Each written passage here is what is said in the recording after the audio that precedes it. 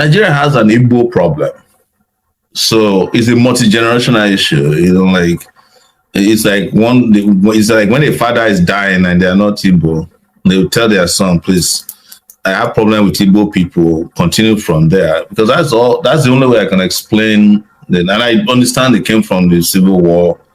And so because I was surprised that Tinubu would even take Nnamdi Kanu's case, more than 2 days after he came into office. I expected that just as he was declaring against subsidy, he would just say, look, for national cohesion and whatever lie you want to tell, we're going to let this man go for now and figure out how to resolve our differences. But the fact that they even go worse shows that it's just like there's a secret file somewhere that said, look, don't open, just continue where we stop. But beyond that, I also know that there are some Igbo elites who are complicit in it, because there was a time they were having conversation about resilience. They said, no, please, let's have election first. And then after the election, the devil intervened more. But the most important thing is not to even reduce it to that alone, is that. All right. So this young man, Sowore, has made this statement over and over and over again, that there is a secret document about the Igbos they don't want us to know.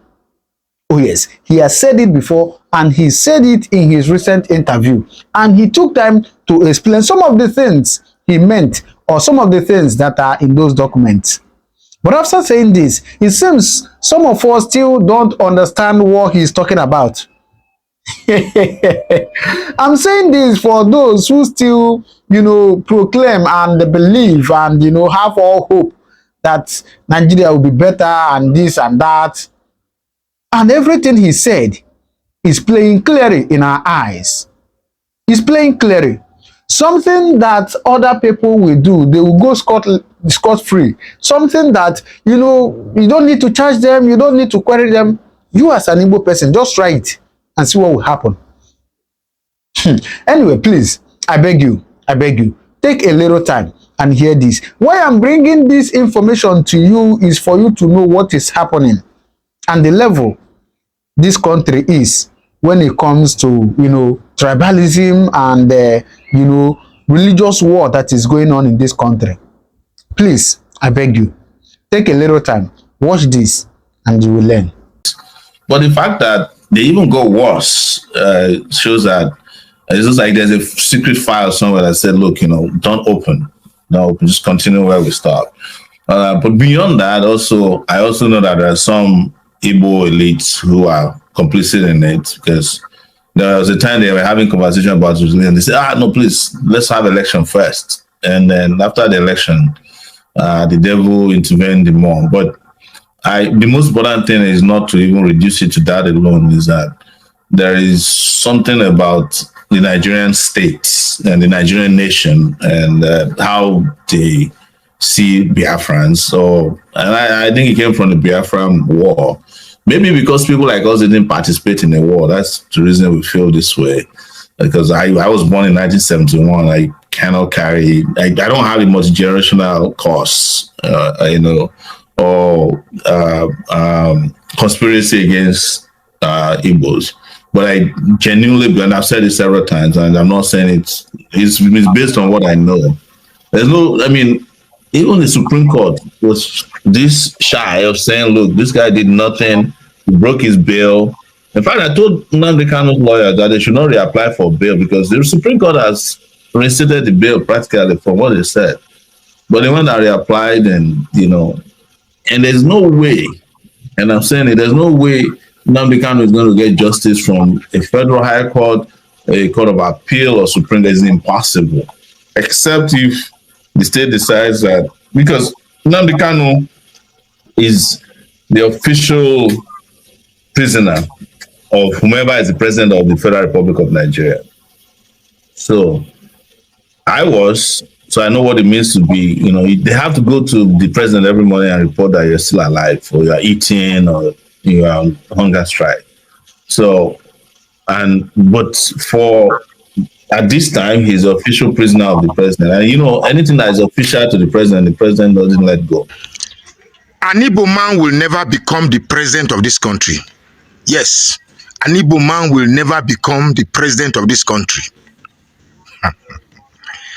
When I see comments like this on my thread, I begin to wonder, what is the state of mind that evolved this kind of comments? You see, when I see people lost in the labyrinth of this conjecture, I now begin to realize the type of wickedness, the type of hatred, the type of disunity that some politicians, perhaps in the past, may have sown in Nigeria. So, if you don't want an Igbo man to become president, and yet you that says you don't want an Igbo man to be the president of Nigeria, you are the same person that cries, one Nigeria, the unity of Nigeria is sacrosanct, Nigeria is an indivisible entity, blah, blah, blah, all these rhetorics that suggest that one part of the country will rule, the other ones you follow. These are the same people that will cry wolf when an Igbo man says, break the country and let us go. What exactly is going on here? Why are these set of people so intoxicated with the idea that the leadership of this country must belong to a certain portion of this country, while the rest of us play the act of sit down and look? Let me tell you what is going on here. Now, trust me, I am not saying this to market the Igbos. There are bad leaders in Igbo language, there are bad leaders in Yoruba, there are bad leaders in Fulani. There are bad leaders everywhere. So what I'm asking this set of people is that if we get a leader that can actually transform Nigeria from its chaos, are we going to reject him just because he bears an Igbo origin? You see, a lot of you are not ready yet for this country to transform itself. They say Nigeria is a giant of Africa, but clearly, from what I've seen, Nigeria is the Peking of Africa. There is nothing about Nigeria right now that anyone can be proud of. I had thought that, okay, let me see. There's a guy that made a comment in my thread and said that my hatred for Tinubu. I don't hate Tinubu. I dislike Tinubu. There's a sharp difference between hatred and dislike. And why do I dislike Tinubu? I dislike him because of what he represents. He represents criminality, deceit, and shortcut to getting what you want. A man who says you have to grab something, snatch something, and run away with it. That's a criminal mentality. So if that kind of person with that type of mentality is a role model to you, it's not a role model to me. I like a president that I could quote his words and stamp it on marbles. I like to write the word of my leader on the sand of time so that my children can say, okay, my father quoted these words from a leader. And they want to walk by it. They want to abide by those words. Imagine telling my children, look, Obaro, look, see, the only way to get things in this life is to grab it, snatch it, and run away with it. What type of legacy is that? That's a criminal legacy. The purpose of this video is to say something. Yes, Nigeria is a multilingual entity, about 375 ethnic nationalities, which somehow the colonial masters forcefully brought together. Now, if we must make this country work, we must establish a sense of equity, justice. We must take away and get rid of this undue ethnic bias. Now, I said in my previous video that anywhere in Africa where one tribe assumed itself as more populous do have the tendency to dominate those they perceive as less populous, and they refer to them as minorities. So if we have a country where disqualification of a leader is based on the ethnicity we identify himself with, it still means we are still living in the Stone Age. We are not ready to, to embrace the ideals of a 21st century civilization. Those of you who, whenever you hear the name of Peter Obi, you get sudden stroke of heart attack, you are the problem of this country. You are the problem of this country. If you are following this page, please know it without any equivocation that I am a diehard Peter Obi supporter, an unrepentant one for that matter. Now, if you bring somebody else that is better, fine. Even if it's a Yoruba man, if you bring a Yoruba man that is better than Peter Obi right now, I will switch my support. It's not about tribe. Those who base their preferences on tribe are still living in the dark ages of primitivity. You have to be better than that. You have to, if you bring the worst Urubu man today to compete with Peter Obi, I will campaign against that Urubu man. But if I assess that the Urubu man is better than Peter Obi, I will campaign for the Urubu man. This is 2025, for crying out loud. I still find it difficult to think that people are still moved or defined by their ethnic thoughts. My brother, when I reform my hand, So you really think that Tinubu 8 years, Tinubu 4+4? I still tell you, whether Tinubu rule 8 years or 12 years or become life president, I still tell you, now your people go still go internet, go they shout a bing power muna jinua. We will not beg. You know, when I am on this channel, I always look at issues that requires our deep thinking. I have always heard the saying that if you give an Igbo man the presidency of this country, they will break it. I've heard that right from when I was a kid up till now. Then the question now arose, who is really breaking this country? I mean, who is really breaking Nigeria? Because as it is now, 1960 to now is about 65 years, almost 65 years. And Nigeria has been going down the drain. There are more reasons to break Nigeria now than when we had independence. And I don't think the Igbos are responsible. I pause for a little while for us to allow that to sink in.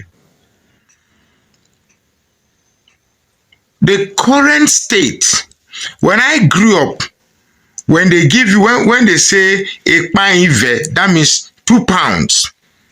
It means 1 naira. That means there was a time our money was more powerful than the pounds. There was a time our money, Nigerian money, was more powerful than the pound. 60 years later, where is our money? You see, I've come to the realization that those who are selling the narrative that if you give an Igbo man the presidency, they will break the country, they are, after all, indeed the ones breaking this country. When you hear people saying that if an Igbo man votes for another party, they will be unalived, who is breaking the country? When you hear somebody saying that an Igbo man will never become the president of this country, but you still will not allow them to go, who is breaking the country? Because I know that a Fulani man will not stand in Nigeria and hear that narrative that a Fulani man will never be president of this country. My brother, this country could be on fire. Or a Yoruba man hearing The rest of the country saying that a Yoruba man will never be president. This country for them on fire. So what I see is that a certain portion of this country has mandated itself to be the sole bearer of the leadership of this country. Now, for those who are saying break this country, see, I don't like pursuing shadows. I'm a realist by making. I like pursuing things that can be achievable. For now, breaking this country is a far cry. If your emotions does not allow you to see it, that's your headache. But the truth is, Alex Oti is an example of a governor out of 36 states. And we are all seeing his handwork. Those who have complained that if you give Igbo the presidency, they will break this country, ask them. They are champions from Katsina State, from Southwest, Northwest. What have they done to put Nigeria in an indivisible state other than the rhetoric that the unity of Nigeria is sacrosanct? Nigeria cannot be divided. They give Igbo, they will be to split Nigeria. How do you have confidence in a country where they cultivate hunger? How do you have confidence in a country where they cultivate low life expectancy through lower healthcare, kidnapping, and terrorism? How do you ensure the country is united in a country where the level of education keeps trolling down the line of enormous decline? And you say the country should not break? I think the narrative that the Igbos will break this country is a mere diversion or a calculated misdirection to enable those who truly want to destroy this country to have their leeway. Otherwise, how do you choose somebody who says he will grab election, snatch election, and run away with it to a man who tells you, don't vote for me because I'm an Igbo man? After all, a Muslim man does not buy bread cheaper in the market. It clearly shows our priorities have been misplaced based on our biases, our misinformation, and deliberate mischiefs. Now, let me myself stop the rhetorics.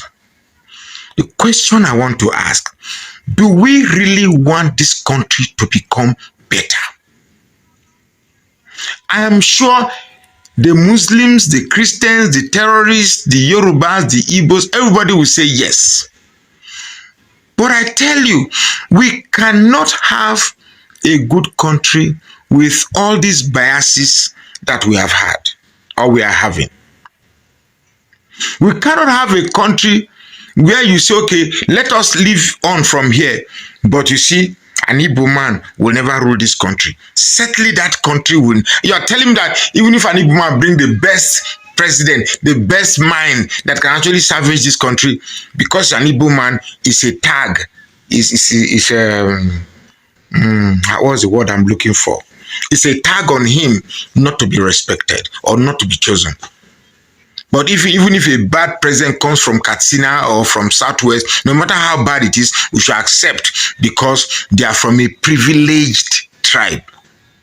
So being an Igbo is an unprivileged tribe. Being an Urubu man is an unprivileged tribe. Any tribe that is other than Southwest or Northwest is you are the ones, the real people dividing this country is the North and the Southwest. My name is Magnus Soraka. All right. So do we still need to talk? Please do well to drop your comment on the comment section what you think. Thank you very much. I'll see you in my next video. God bless you.